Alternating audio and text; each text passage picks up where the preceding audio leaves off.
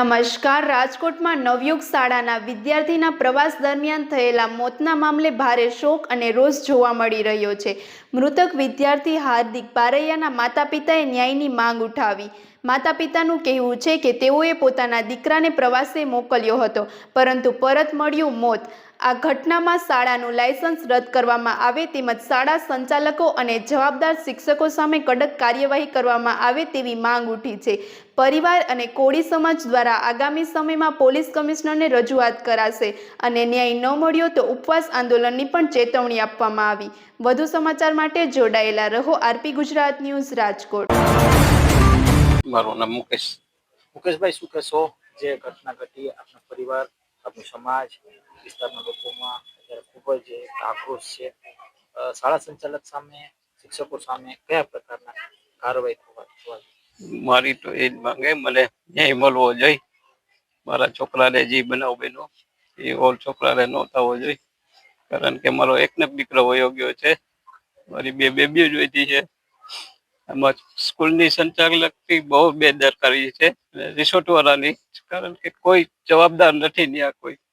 તમને લાગે છે કે પાણીમાં એ લોકો ન જવા દેવા જોઈએ? છતાંય ક્યાંક ને ક્યાંક શાળા સંચાલકે પરવાનગી આપી, શિક્ષકોએ પરવાનગી આપી. ભૂલ અને શું માંગ અને કઈ રીતે તમે રજૂઆત કરશો હવે? કારણ કે જે આગેવાન છે, જે આવે છે, શું કહેશો? મને ન્યાય મળવો જોઈએ, કારણ કે અમને ન્યાય નહીં મળે તો અમે ધરણા ઉપર બેસીએ.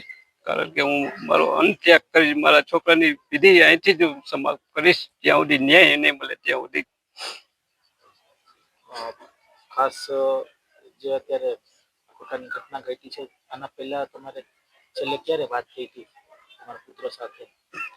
સવારે 6 વાગે સોમનાથ હતો ત્યારે મારા વાત થઈ હતી, પપ્પા સોમનાથ પહોંચી ગયો.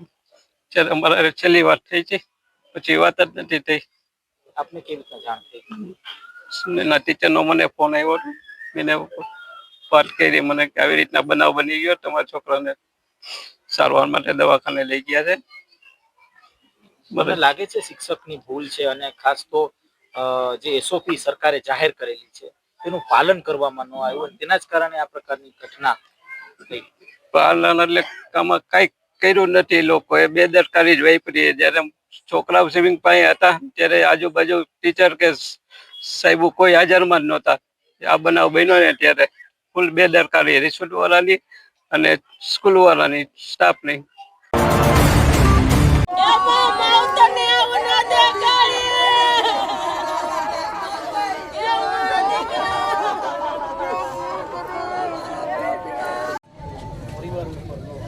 ભગવાન પહેલાં તો માતાજી તમને શક્તિ આપે, દુઃખ સહન તમે કરી શકો. અત્યારે એટલા માટે સવારમાં મને સમાચાર મળ્યા.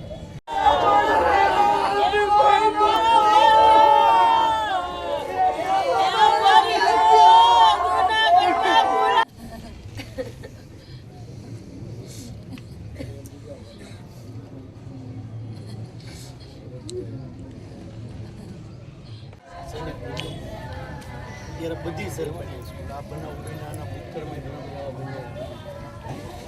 એટલે આ તો જે વસ્તુ બની